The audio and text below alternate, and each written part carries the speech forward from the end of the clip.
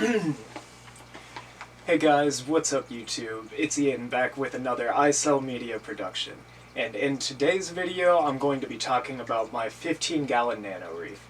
Now, this will be video number 2 in my 3-part series, which I'm pretty sure I'm going to title Ian's Tank Talk, just because it doesn't go too in-depth in anything, and it's really just to introduce you to my different setups and ecosystems that I've got going on. So, this video is going to be a lot more focused on the fish, less on me. Figured that would help you guys get into the video a little bit more, just because I know I wouldn't want to look at myself for more than 10 minutes straight. You guys probably don't either. So yeah, I'll have a lot more focus on my clowns, the corals, and everything that I've kind of put into the system as a whole. Alrighty guys, so in today's video, like I said, I'm going to be showing you my saltwater tank, going over the different equipment I've got on there, some of my different corals, as well as the livestock, and what I do for maintenance. And to get this episode started, I figured I'd talk about maintenance, because everybody seems to think that saltwater is such a bear compared to freshwater, but in all actuality it's not. When it comes down to it, the only difference that I've noticed in times of maintenance is that it takes longer to mix saltwater. But other than mixing saltwater, everything is exactly the same. How I do my water changes, how I test my water parameters weekly, and how I check up on the filter media and the filter itself. Nothing differs other than having to mix salt. Now, I for one personally hate mixing salt just because it is a time-consuming and tedious process, but I have found out that as long as you do have a decent power head and a nice 5-gallon bucket, it really takes care of itself. I normally just mix in the required amount of salt with my RO water, which normally comes out to be about 3/4 of a cup. And then I set up my power head on the side of the bucket, and I just let it sit with an occasional stirring every 5-10 minutes over the course of 45 minutes to an hour is how long it normally takes. But yeah, other than that, the maintenance isn't any different. I mean, I personally test my water weekly. I don't know about you guys, but I feel like it's a really good schedule to be on. That way you can notice if anything's going wrong or whatnot. But the weekly water tests haven't changed. They're still weekly. And as for that, I mean, that's really about it for the maintenance. I still do the same scrubbing process, razor and then a little scrubbing brush to go over the spots that I missed. And the only thing that's really different about that aspect is how I clean the sand bed. And let me demonstrate that for you guys here now. So, as for maintenance of the sand bed, I normally just use one of these bad boys right here. Now, this was a $3 turkey baster that I picked up from my local Walmart. Real cheap, real simple, just a little squeegee ball on top of a pipette tube. And as far as this guy goes, all I do in order to clean the sand bed is scoot the lid over a little bit, and then just lightly brush the sand bed with a little bit of water or air or whatever's in the baster at the time. Now this takes care of all of the cyanobacteria that forms on the sand itself, as well as the algae by just sifting it up a little bit. Now I do have 2 trochus snails in here as of right now, but for some reason they really just don't like this front area. So in order to combat that, I normally just do this about once a week. But yeah, as far as that goes, it's really nothing too difficult. It only takes me about 5 minutes.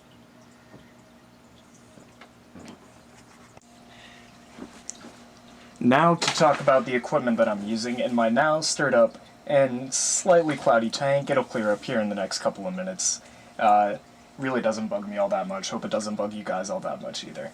But as for equipment, I'm running an AquaClear 20 right here. This actually came as a Fluval planted kit, and I was able to talk my local fish store into letting me swap the Fluval 15-gallon whatever par light it was for a marine light of the same caliber, and then so that gives me a nice full spectrum for my corals up front. I'm running a DHD power head in the very back. Does a pretty good job. I'm pretty sure it's around 600 gallons per hour, so a little heavy for a tank of this size, but I prefer a higher flow in mine anyways, so it just works. In the back, I've got an Aqueon 100-watt heater. Keeps the tank real nice and warm at around 78.3 to 78.6. The filter itself, I haven't noticed any variation. Aqueon has won my trust for life, as this is the first heater to show that little variation in temperature. And then on the side, I just got a really cheap digital thermometer that gives me a pretty accurate reading. And I normally check that about once a day just to make sure they're not too hot or too cold, because the last thing we'd want is an accidental fish fry. Now, I've heard a lot of people going in and stirring the sand bed by their hand or doing it manually with a scraper. Now, that is something I would personally advise against. A whole bunch of nitrates, some ammonia, even some nitrite can get trapped in the sand bed, as long as some methane, and that's just a whole bunch of stuff that you do not want in your tank. So by using a turkey baster, it really only displaces the top level of the sand, which in turn leads to better water quality, and you don't have to risk knocking loose an entire bubble filled with ammonia, causing a spike and accidentally killing something that is very near and dear to your heart. So yeah, that's basically just why I use a turkey baster instead of sifting the gravel by hand. Now, as for the livestock, the tank is still pretty sparsely populated, but it is also a very new tank. I've only had this one set up and running for right around 2.5 months now. Got it as a late Christmas present from my dad.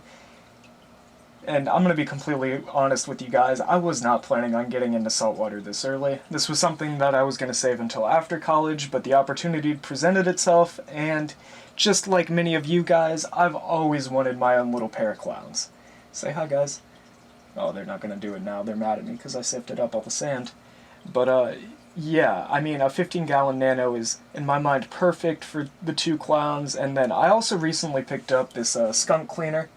He's a real pretty guy, does a real good job of keeping this big rock structure nice and polished. I mainly got him just to help cut down on the disease, because I know he can eat ick and other parasites, but he also helps as a value part of my cleanup crew too. Now to talk about my corals. So as far as this tank goes, I currently have it nothing but softies, and that's simply just because I didn't want to get into the LPS or SPS quite yet. It's still a brand new tank, and I'm still a little wary about adding in certain corals like some Montiporas or even a couple different staghorns. The thought just worries me, and I don't want to see $50 of mine going down the drain, as well as killing a creature that was doing perfectly fine in somebody else's exhibit. But yeah, as far as my corals go, I've got a little bit of Xenia, a little bit of Green Star Polyp, or GSP for short, and then 3 different kinds of zoanthid frags. And let me get on to those zoanthid frags now. But yeah, guys, as far as my zoas go, I'm going to be completely honest with you, I don't know the name to a single one. They were honestly just a bunch of $10 frags that I picked up that I thought looked really pretty and wanted to try out. But up front, I've got this really pretty green and yellow one. It's kind of ticked off at me right now because I did just stir up the gravel for you guys. But yeah, that was the second most recent coral that I added to this tank. This is another frag that I picked up at the same time as this first one right here. But yeah, just another unnamed zoa I found for $10. I thought it was really pretty with the pink, the blue, and the green, so I decided to add this one to my tank as well. And then for the third and final coral, I've got this final zoa right here. Now this one I thought was originally just kind of this somewhat nasty, but still somewhat pretty maroon and green, and now that it's home and happy, it's really starting to open up, and I'm getting some real nice deep shades of maroon. I know you can't quite see it on camera, as well as some really nice fluorescent neon green. I'm really proud of how this coral is turning out, especially for a $10 frag.